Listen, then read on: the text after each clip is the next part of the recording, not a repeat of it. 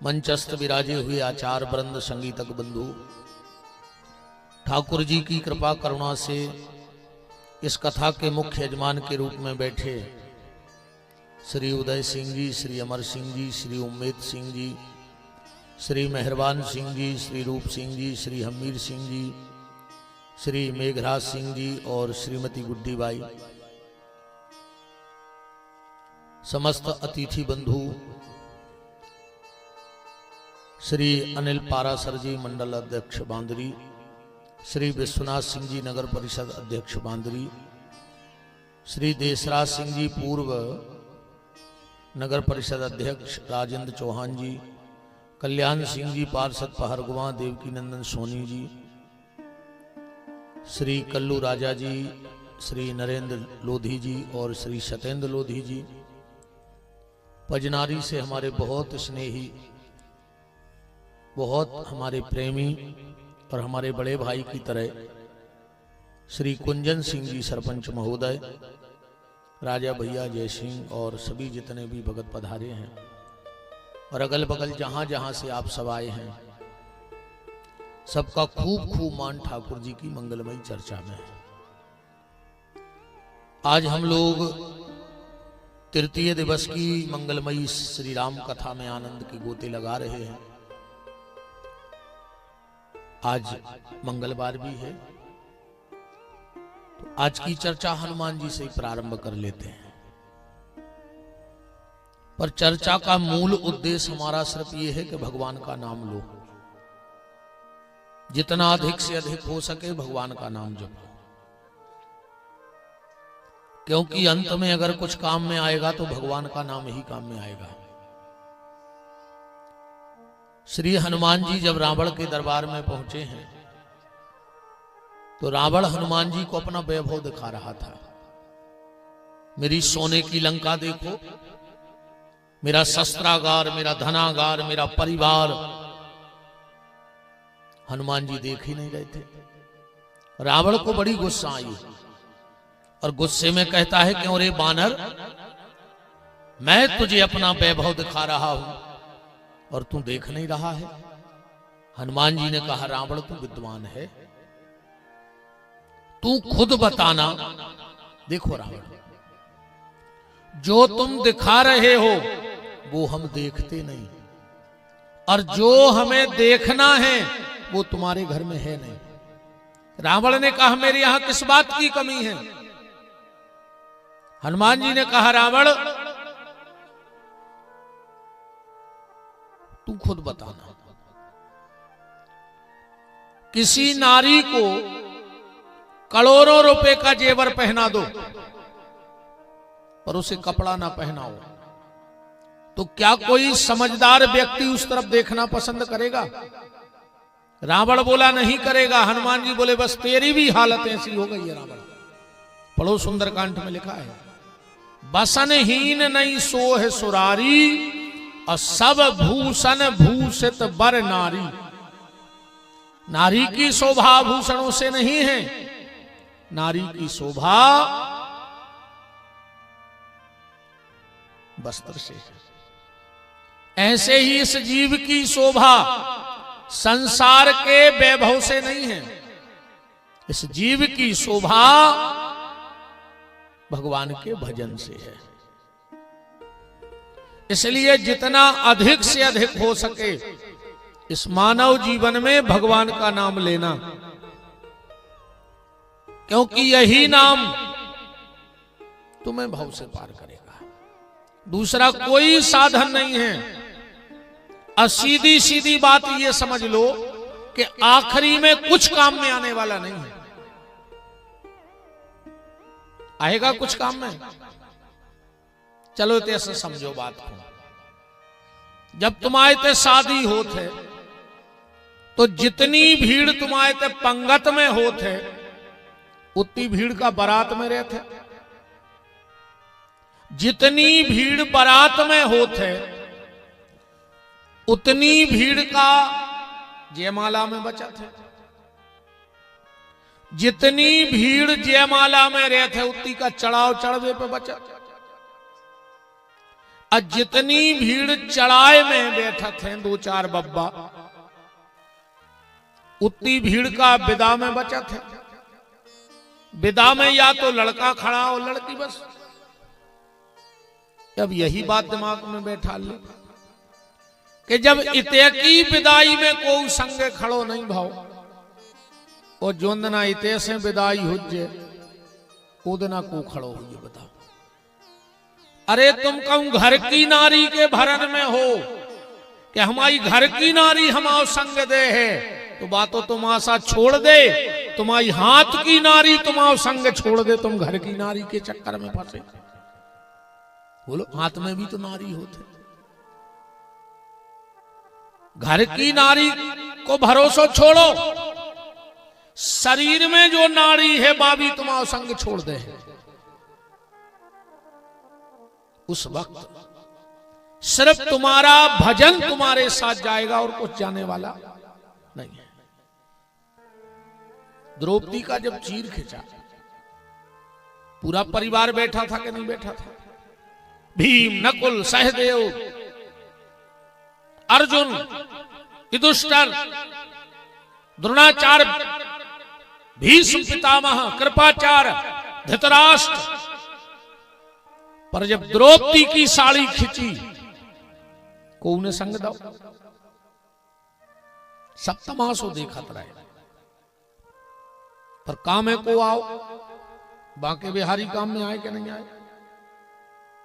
बस यही बात दिमाग में बैठा ले कि जब द्रौपदी की साड़ी खिंची तो बांके बिहारी, और आखिरी में जब तुम्हारी नाड़ी खींचे, खींचे कि नहीं खींचे?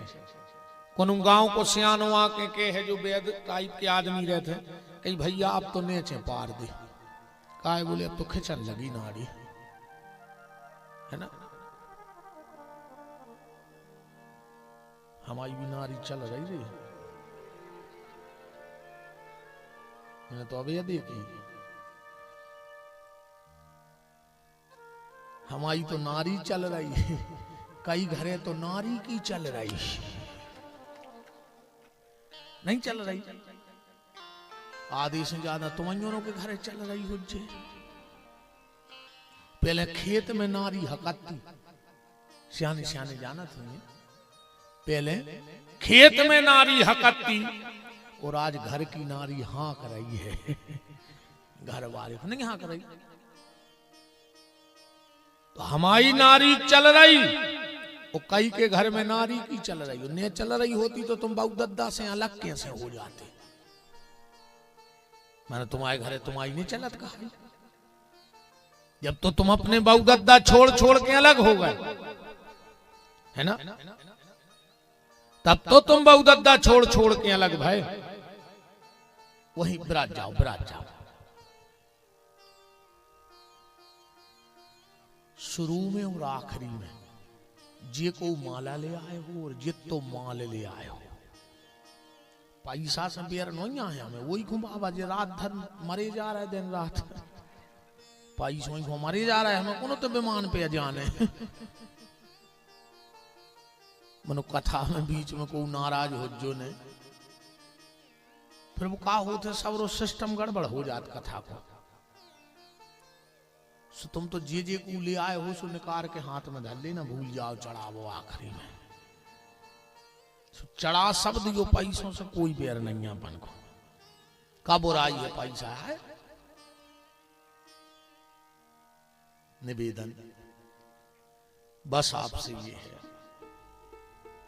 कि जब द्रौपदी की साड़ी खिंची तो बांके बिहारी, और हमारी आपकी जब नाड़ी खिंचेगी तब भी बांके बिहारी ही काम आएंगे। पर जब बात अपने अवचित्त ने चढ़ है, अपन की समझ में जब आ है, जब आखिरी में डॉक्टर कह दे के भज्जा ऊपर वाले के हाथ में है अब तो, फिर बब्बा के नारियल धारी महाराज से मृत्युंजय करवजो जिगत मैंने करवा ली एक आदमी ना तो नुकसान हो जाए। तो जब इतने पे तो जाए सो फिर थारों पे गदबदियो पंडों के जाइयो पहले को हम नहीं जाने अपन को जोनो तो अपन में, और जहां एक झटका घलो सो कही प्रभु तुम, है ना? और सुनो, दो जनों से बुराई न करियो कबहू, एक भगवान से और एक डॉक्टर से। अगर भगवान रूठ गाओ तो डॉक्टर के पहुंचे है, और कहूं डॉक्टर रूठ गाओ, बतावार कथा कर भी हम आए के जीवन है। जीवन भी कहने लगे कि हूं होता ही बात जो सही है सो सही है।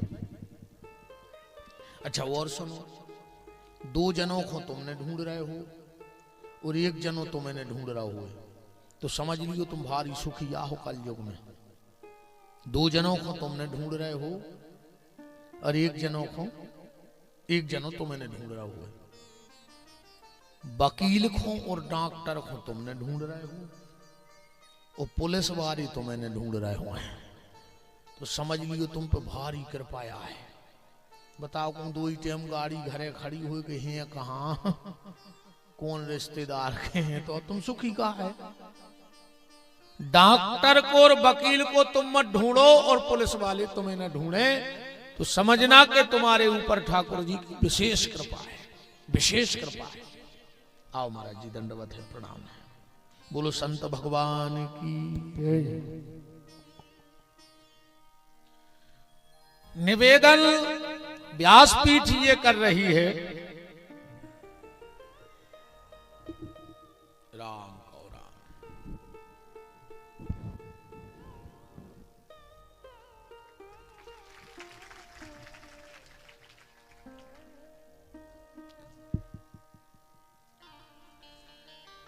कि जब डॉक्टर के है कि ऊपर वाले के हाथ में है, जब तुम्हारे दिमाग पे चढ़ है, और कहूं डॉक्टर के केवे के पहले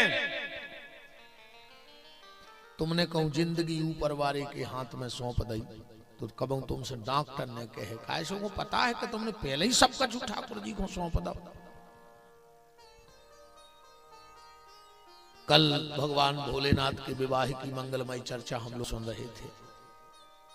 जैसे ही भगवान भोलेनाथ कैलाश पर पहुंचे माता पार्वती को लेकर, और पार्वती जी ने भगवान शिव के सिर पे गंगा को देख लिया। शंकर जी के सिर पे गंगा बैठी है। अच्छा कबों कोनो गांव में हम जाते हैं तो ये सियानी माता यहाँ जाते हैं कि बेटा अपन को हाँ मताई तना हमारे लड़का समझा दियो, अपन को काहे उन्हें बहू घुमूड़ पे बैठा ला, वो तो घर वाली घुमूड़ पे बैठा रहे। कहते तुम्हें भारी हंसी आ रही सरपंच, का बात है, सांची आए का जवाब है।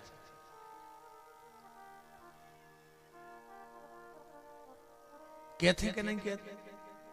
अब उनके लाने हमारा एक ही जवाब है कि जब शंकर जी की उनकी मूड पे बैठ गई, अब हमोरों की बैठ गई तो हमोरे का करें भाई, जो नाव काम तो भाव नहीं है। जब शंकर जी की उनके सिर पे बैठ गई, अब हमोरों की बैठ गई तो हमोरे का करें। पार्वती ने कहा भोलेनाथ ये कौन है, जब मैं आ गई हूं तो ये दूसरी स्त्री कौन है। भगवान भोलेनाथ ने कहा देवी ये गंगा है। आपने इसको सिर पे क्यों बिठाया? भोलेनाथ बोले देवी ये परोपकार करती है, और जो परोपकार करता है उसे मैं सिर पे बिठा लेता हूं। विष्णु पुराण में श्लोक आया है, गंगा गंगेति यो भ्रूयात् योजना नाम सतैरपि मुंचते सर्व पापेभ्या विष्णु लोकम सगच्छति।